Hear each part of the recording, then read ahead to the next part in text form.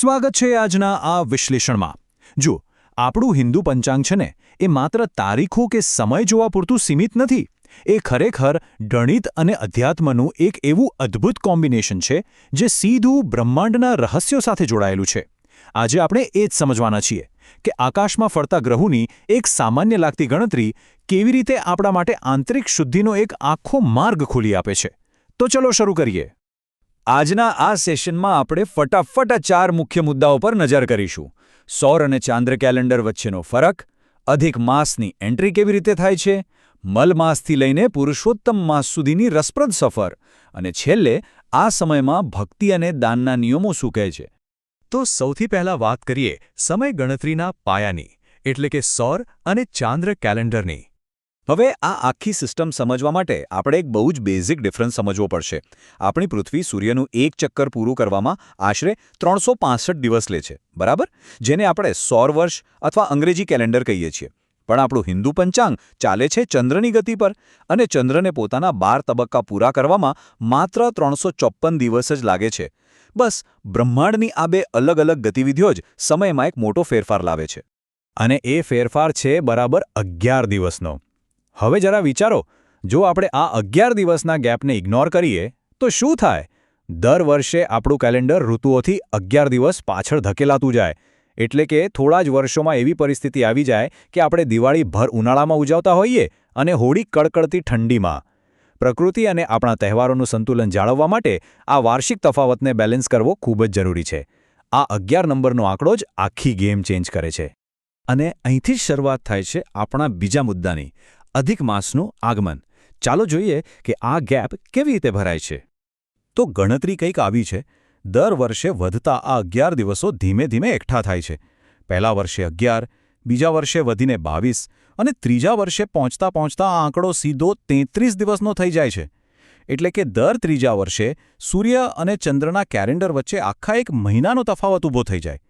આ એક બહુ મોટી ગાણિતિક ખામી છે, રાઈટ?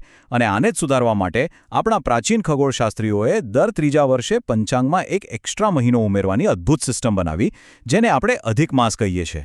હવે તમને કદાચ એવો સવાલ થતો હશે કે ભાઈ, આ વધારાનો મહિનો ક્યારે આવશે, એ નક્કી કેવી રીતે થાય? બહુ સિમ્પલ છે। જુઓ, સૂર્ય જ્યારે એક રાશિમાંથી બીજી રાશિમાં એન્ટર થાય તેને સૂર્ય સંક્રાંતિ કહેવાય।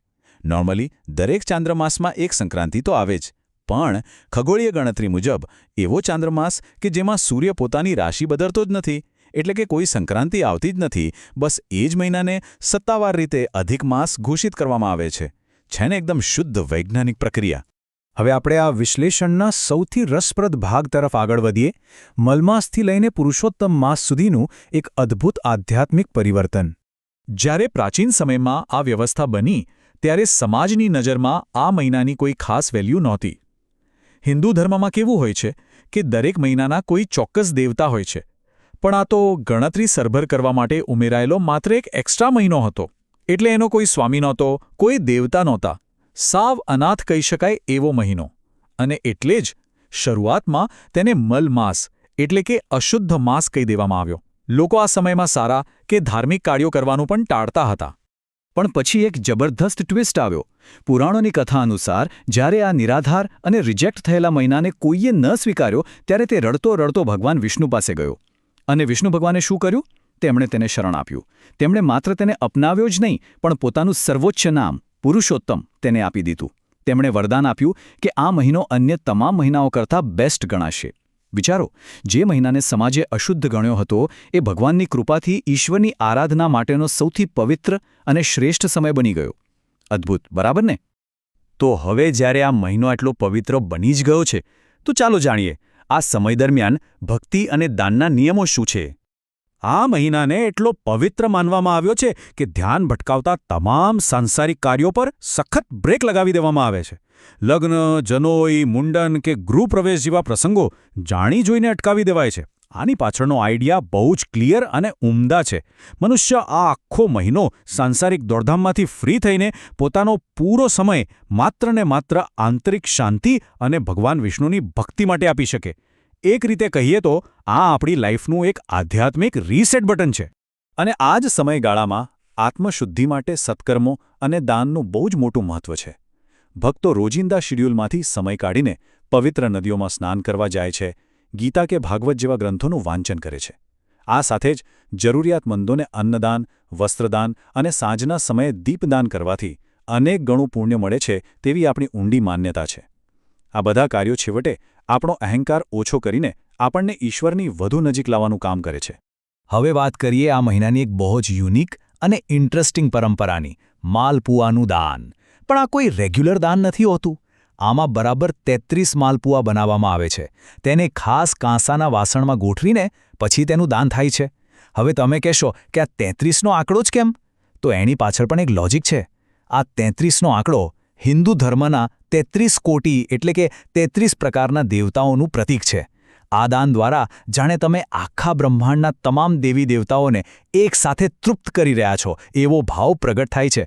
અને આ બધી જ આરાધના, પૂજા અને દાનના એકદમ કેન્દ્રમાં છે આ મહામંત્ર ઓમ નમો ભગવતે વાસુદેવાય.